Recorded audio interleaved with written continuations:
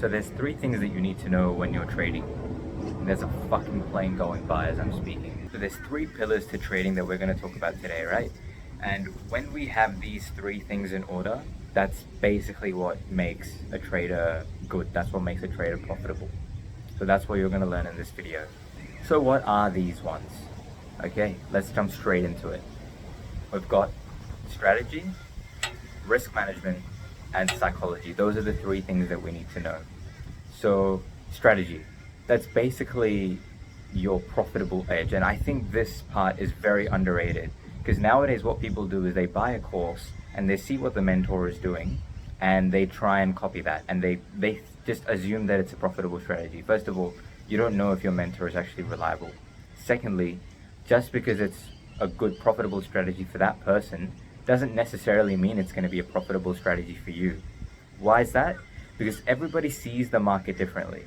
Yes, you can identify higher highs and higher lows just like everybody else. And if you don't know what higher highs and higher lows are, that's basically market structure. And if you want to check out the market structure video, I'll put it right up here and you guys can go check it out here or here. I'm not too sure where, but it'll be there. Yeah, so like I was saying, just because a person sees a strategy a certain way, it doesn't mean you're going to see the same things in the market, because everybody sees the markets differently. Everybody has a different eye. So what you really need to do is understand whether or not your strategy is actually profitable. And this is where a lot of you motherfuckers are lazy.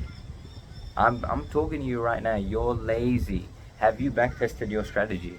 Do you have at least 2 years of data to show that what the strategy you have actually makes money? And the answer is probably no. You probably don't, because you've just been lazy. So that's something that you need to confront. And yeah, I know what you're gonna say. Oh, I just live test, bro. But are you journaling every single trade? Are you writing down notes on every single trade and how you could have made that better? And the reason I'm looking around is because there was a magpie around here. For those who don't know, magpies are just, at this time of year, they're just shit because they just start swooping and, you know, they hurt people back in the back of the head and stuff. So I'm just being careful. But yeah, anyways, like I was saying, have you actually done the work for this? And you need to ask yourself that question. We'll just wait for this thing to go. So yeah, chances are you probably haven't done it. You haven't done that work. And yes, live testing is very good. You should continue to do that. But it's going to take you 1 year to live test 1 year of data, whereas it'll take you maybe 3 or 4 hours to back test 1 year of data. And I know that there's people out there who say, yeah, back testing isn't realistic because you already know what's happened in the market. And I get that, but that just means you're doing it wrong. Because what I do is when I do back testing, I don't back test the year of 2024, right? I don't just back test the year of 2024. I'll back test 2020. Like, I don't know what happened in 2020. I wasn't even trading properly back then. So I go back in time and I make sure that I do time zones where I really don't know what happened. And when you do it that way, then you can get realistic results. And I would also say, don't do it on things like TradingView, because TradingView just doesn't have good backtesting things. You know, if you miss a trade, you can just go back and then mark it as done, you know? Like, that's just unrealistic. It doesn't work. What I personally use is FX Replay. That's what helps me. But if you can find another backtesting software, go for it. But actually know what you're trading. Actually see if your edge is profitable. Because I'll give you another example, right? I thought I had a profitable strategy. And when I backtested it, after a couple of years, I was being unprofitable on it. And then I backtested it, and it turns out the strategy is not even profitable to begin with. It was profitable for maybe 2 months, and yeah, it was good for that time, but over the long term, it wasn't very good. So you need to know what you're testing. You need to know what you're trading. You need to know your strategy, and you need to know the win rate, etc. Everything, and that's where a lot of you guys are being lazy. So I've already called, yeah, you're being lazy. You're a lazy motherfucker. So what you need to do is get up off your ass and actually do a bit of back testing. That's what you need to do. So that's number one. Number two is risk management. Now, for a lot of people, risk management is hard because they're all gamblers, man. They just want to risk half of their portfolio, half of their capital on a single trade.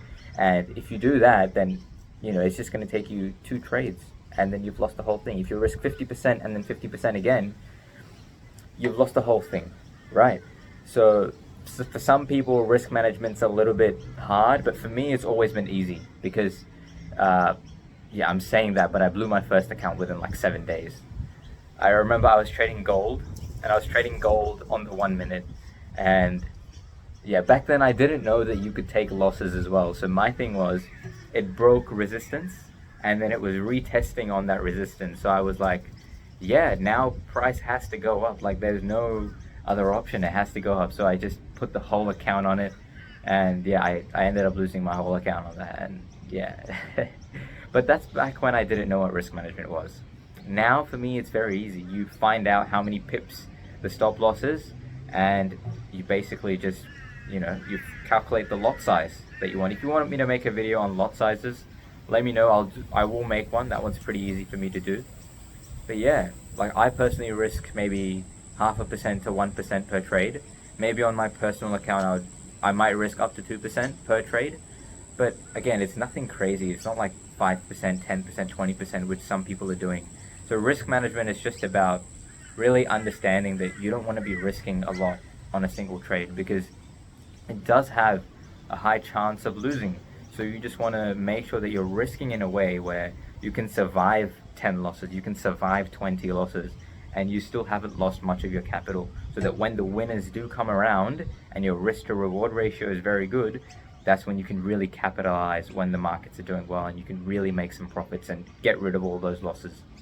So that's number 2, risk management, guys. Last one is psychology.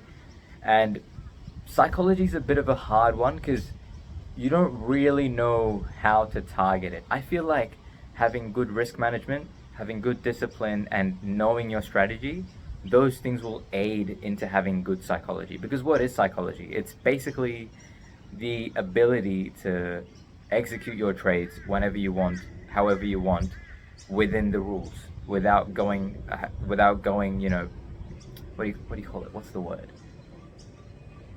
Without abandoning your rules, right? And it's the ability to trade without emotion. And there's a lot of people out there who say, you shouldn't trade with emotion and you should be emotionless. And I agree, but I also disagree because I do feel like as humans, we're going to be emotional, bro. If you take 5 losses in a row, that's going to hurt. That's going to hurt. But again, that's when your data comes into play. If you've tested your data and you know what to expect, then you would have probably already experienced going through 5 to 10 losses in a row, and it looks like the markets are just not good, they're just shit. And that's when the winners are just around the corner, and that's when you really need to have your psychology on point, because what's going to happen is if you lose 5 trades in a row, then psychologically you're down, and then you miss out on the winners that would have made up all of those losses. And if you miss out on those winners, then guess what happens to your psychology? It gets even worse. So psychology, I feel like it's a tough one to, target. But I feel like if you really focus on your risk management and you really focus on what strategy you're doing and just be disciplined overall, then I think that'll help your psychology. And another thing that I think will help with your psychology is being disciplined, not only in trading, but also outside trading. Like I was watching an interview of Conor McGregor, and he said something that I thought was really interesting. It's not like I was coming into the gym being lazy and half-assed. Like I was almost, like I said to you, I was almost too intense and too serious and working too hard in the gym, and then not working hard enough outside of it. Because that's a big part of it as well. You know what I mean? You've got to be focused outside, because then the next day rolls around, and if you aren't focused when you left the gym, and then it's time to go back, you're not as sharp, you're not as fresh, you're not as eager to be there. So I feel like if you can incorporate that into trading, I think that would be really good. Like today I exercise discipline. I'm watching the test match. There's India versus Australia going on right now. Today is day 2, and it was about to be lunchtime at 12:20. So at around 12 o'clock, I left the stadium and I was walking towards this park. I'm at the park right now. And on my way there, I met a friend. His name's Sai, nice guy. And we were just talking about cricket and life and stuff. And after talking to him, I looked to the side and I saw this chicken place. It's like KSC chicken or KCS chicken, whatever. And I've been seeing their ads on my Instagram feed for the last month or 2 months. And I always wanted to go there. And now I'm thinking, do I record the video or should I just quickly just have a snack and then maybe take the snack and then walk here and then, I don't know, maybe do something, and then all of a sudden I'm trying to abandon the work that I set out to do at the start of the day. I had decided that today I'm going to record at least one video during lunchtime of the test match. So yeah, like, discipline is just making sure that you do what you need to do and not what you feel like fucking doing. So today, that's what my agenda was. I'm not going to eat anything throughout the day. I'm going to just eat something at the end of the day when I get home. And yeah, record at least one video. That's the plan. So I'm out here being disciplined and doing what I need to do. So that will help you with your psychology. Just making sure that you're disciplined throughout your day, not just with trading, but with everything in life. And by no means am I perfect, guys. Like, I'm working through my shit. You know, I've got so many things about discipline that I know I need to work on. Like, sometimes I don't do a cold shower in the morning. I'm supposed to cold shower as soon as I wake up, and some days I miss out on that. Some days, you know, as soon as I wake up, as soon as I get out of bed, I'm supposed to do 20, 25 push-ups. Some days I miss out, like yesterday I missed out. Today I didn't. But it's just about being accountable and really, you know, doing your best to make sure that you're doing what you need to do. So what are the 3 pillars to trading, guys? We've got number 1, we've got the strategy, which means you need to know what you're trading, what your statistics are, and what you need to expect from the market. Number 2, you've got the risk management. This is really just calculating the lot size and knowing that, yes, you can take a few losses in a row, but the reason you're managing your risk is to keep yourself alive in the game, right? So risk management. And number 3 is psychology, which is a harder one to target, but you can target it through really managing your risk and also knowing what your strategy is and being disciplined overall. So that's it, guys. Hope that makes sense, and I'll see you guys next time.